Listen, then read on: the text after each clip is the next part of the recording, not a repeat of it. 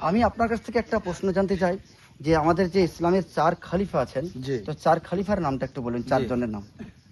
আমাদের ইসলামের 4 খলিফা।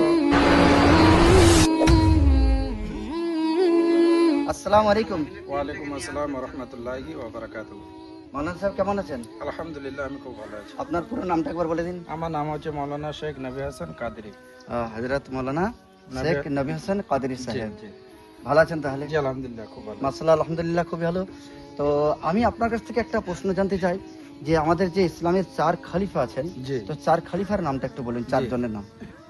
আমাদের ইসলামের 4 খলিফা, প্রথম নম্বর হচ্ছে হযরত আবু বকর সিদ্দিক রাদিয়াল্লাহু তাআলা আনহু, মাশাআল্লাহ। হযরত ওমর ফারুক রাদিয়াল্লাহু তাআলা আনহু, তৃতীয় হযরত ওসমান গনি রাদিয়াল্লাহু তাআলা আনহু, চতুর্থ হযরত আলী মারতুজা শেরে খুদা রাদিয়াল্লাহু তাআলা আনহু। মাশাআল্লাহ, আলহামদুলিল্লাহ, খুবই সুন্দর হয়েছে।